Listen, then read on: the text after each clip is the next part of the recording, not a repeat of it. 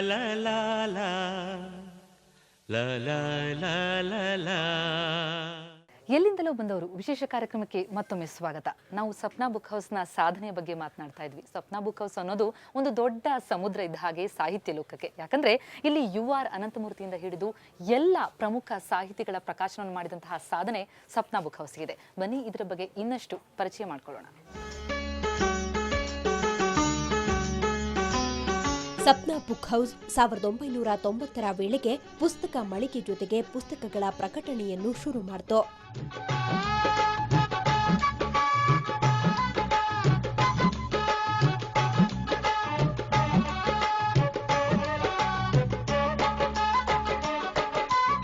Graduation ಆಗಿದ ತಕ್ಷಣ ನಾನು ನಮ್ಮ ಫಾದರ್ ಬಿಸ್ನೆಸ್ಸಿಗೆ ಜಾಯ್ನ್ ಆದೆ. ಜಾಯ್ನ್ ಆಗಿದ ತಕ್ಷಣ ನಾವು ಆ್ಯಕ್ಚುಲಿ ಮೊದಲು ಬರೀ ಒಂದು ಡಿಸ್ಟ್ರಿಬ್ಯೂಷನು ಮತ್ತು ಸೆಲ್ಲಿಂಗ್ ಮಾತ್ರ ಇತ್ತು. ಪ್ರಕಟಣೆ ನಾವೇನು ಮಾಡ್ತಾ ಇರಲಿಲ್ಲ. ಆನಂತರ ಮೊದಲು ನಾವು ಮೀಟ್ ಮಾಡಿದ್ವಿ 90ರಲ್ಲೋ ಡಾಕ್ಟರ್ ಶಿವರಾಮ್ ಕಾರಂತರಿಗೆ. ಅದೇನೋ ಒಂದು ಆಕರ್ಷಣೆ ಅವ್ರ ಮೇಲೆ ಒಂದು ನೋಡಿದ ತಕ್ಷಣ ನಾವು ಗುರು ಮೇಲೆ ಎಷ್ಟು ಪ್ರೀತಿ ಇರುತ್ತೆ ಅಷ್ಟೇ ಪ್ರೀತಿತ್ವ ಅವ್ರ ಮೇಲೆ ಬಂದ್ಬಿಡ್ತು. ಅವ್ರಿಗೂ ಏನಪ್ಪ ನನ್ನ ಮೇಲೆ ಅಷ್ಟೇ ನೀವು ಹೆಂಗೆ ಏನಂತ ಮಾಡ್ತಾಯಿದ್ರಿ ಸರ್, ಪುಸ್ತಕದ ವ್ಯಾಪಾರ ಅಂತ, ಪ್ರಕಾಶನಕ್ಕೆ ಯಾಕೆ ನೀವು ಬರ್ತಾಯಿಲ್ಲ, ಪ್ರಕಾಶನ ಮಾಡಬೇಕು ಸರ್, ನಾನು ಒಳ್ಳೆ ಪುಸ್ತಕ ಸಿಗ್ತಾಯಿಲ್ಲ ಅಂತ, ನನ್ನ ಪುಸ್ತಕನ ತೊಗೊಳ್ಳಿ ಅಂತ ನಾನು ಹೇಳಿದೆ. ನಿಮ್ಮ ಪುಸ್ತಕ ಇದ್ದರೆ ನಾನು ಖಂಡಿತ ಮಾಡ್ತೀನಿ ಅಂತ. ಹಂಗಾಗ್ಬಿಟ್ಟು ಮೊದಲು ಪುಸ್ತಕ ನಾನು ಕಾರಂತರದ್ದು ಮಾಡಿರೋದು ಮೂಕಜ್ಜಿಯ ಕನಸುಗಳು. ಮೂಕಜ್ಜಿಯ ಕನಸುಗಳಿಂದ ಆರಂಭವಾಗಾಯ್ತಲ್ಲ. ಇದು ಸ್ವಪ್ನದ ಲೋಕ ನೀವು ಏನು ಹೇಳ್ತಿರೋದು, ಆಮೇಲೆ ಪ್ರಕಾಶನ ಕ್ಷೇತ್ರದಿಂದ ಬಂದಿರೋದು ಮೊದಲು ಮಟ್ಟದ್ದು ಕಾರಂತರದಿಂದಾನೇ ಆರಂಭ ಆಗಿರೋದೆಲ್ಲ.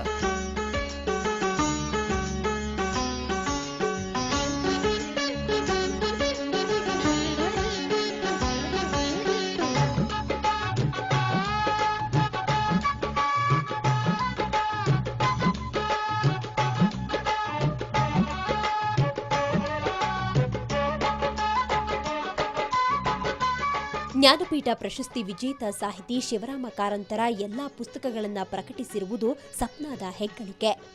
ಮೂಕಜ್ಜಿಯ ಕನಸಿನಿಂದ ಬೆಟ್ಟದ ಜೀವ, ಅಪೂರ್ವ ಪಶ್ಚಿಮ, ಮೈಮನಗಳ ಸುಳಿಯಲ್ಲಿ ಹೀಗೆ ಕಂಪನಿಯ ಕೊಯ್ಲಿನವರೆಗೆ ಕಾರಂತರ ಎಲ್ಲ ಕೃತಿಗಳು ಸಪ್ನಾದಿಂದಲೇ ಹೊರಬಂದಿದ್ದು. ಭಕ್ತ ಕುಂಬಾರದಿ ಕುಣಸೂರರು ಭಕ್ತಿ ಭಾವದಿ ಮೆರೆದಂತೆ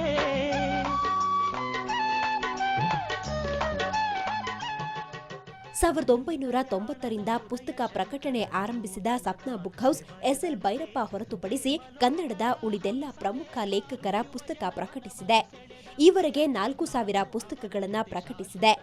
ಎಲ್ಲವೂ ಕನ್ನಡ ಪುಸ್ತಕಗಳು ಅನ್ನೋದು ವಿಶೇಷ.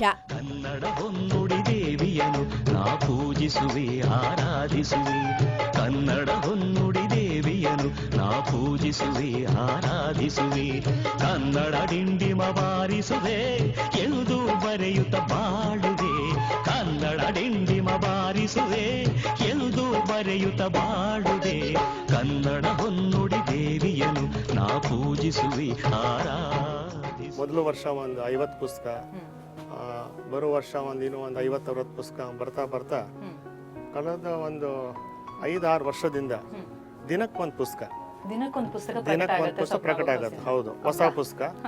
ಆಮೇಲೆ ದಿನಕ್ಕೊಂದು ರೀಪ್ರಿಂಟ್.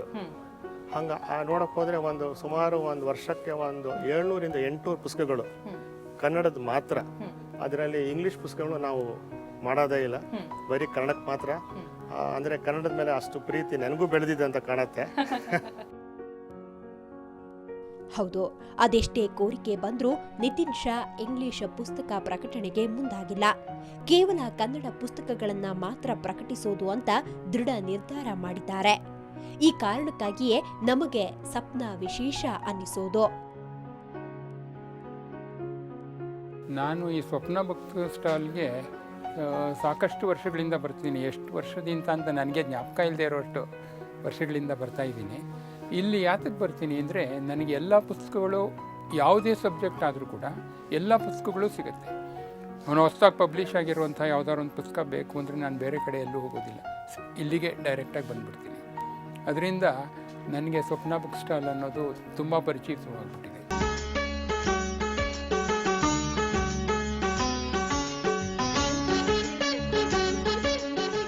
ಇವತ್ತು ಇಂದು ಸಪ್ನಾ ದಿನಕ್ಕೊಂದು ಕನ್ನಡ ಪುಸ್ತಕ ಪ್ರಕಟಿಸುತ್ತಿದೆ. 57ನೇ ಕನ್ನಡ ರಾಜ್ಯೋತ್ಸವದಂದು 57 ಕೃತಿಗಳನ್ನು ಪರಿಚಯಿಸಿದೆ.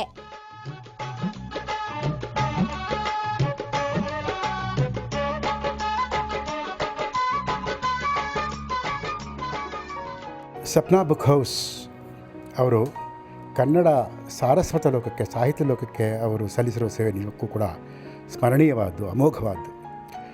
ಯಾಕಂದರೆ ಅವರು ಗುಜರಾತ್ನವರು, ಹರೀಶ್ ಶಾ ಮತ್ತು ನಿತಿನ್ ಶಾ ಸೋದರರು ಅಲ್ಲಿಂದ ಬೆಂಗಳೂರಿಗೆ ಬಂದು ಕನ್ನಡದ ಪುಸ್ತಕೋದ್ಯಮದಲ್ಲಿ ಆಸಕ್ತಿ ವಹಿಸಿ ಅವರು ಸಪ್ನಾ ಬುಕ್ ಹೌಸ್ನ ಪ್ರಾರಂಭ ಮಾಡಿ 1967 ಪ್ರಾರಂಭ ಮಾಡಿದವರು. ಆಮೇಲೆ 1990 ಪುಸ್ತಕ ಪ್ರಕಾಶನ ಪ್ರಾರಂಭ ಮಾಡಿ 4,000ಕ್ಕಿಂತಲೂ ಹೆಚ್ಚು ಪುಸ್ತಕಗಳನ್ನು ಕನ್ನಡದಲ್ಲಿ ಪ್ರಕಟಿಸಿದ್ದಾರೆ.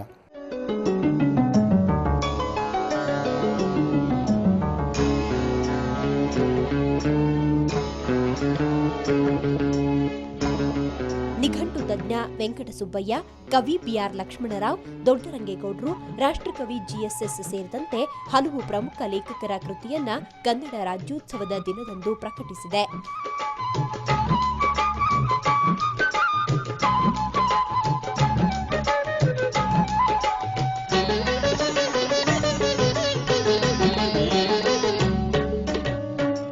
ಕಾಲಕ್ಕೆ ತಕ್ಕಂತೆ ಬದಲಾಗ್ತಾ ಹೋದಂತಹ ಸಪ್ನಾ ಬುಕ್ ಹೌಸ್ನ ಸಾಧನೆ ಅಪರಿಮಿತ. ಅದರ ಬಗ್ಗೆ ಇನ್ನಷ್ಟು ಮಾತನಾಡೋಣ ಈ ಪುಟ್ಟ ಬ್ರೇಕ್ ನಂತರ. la la la la la la la la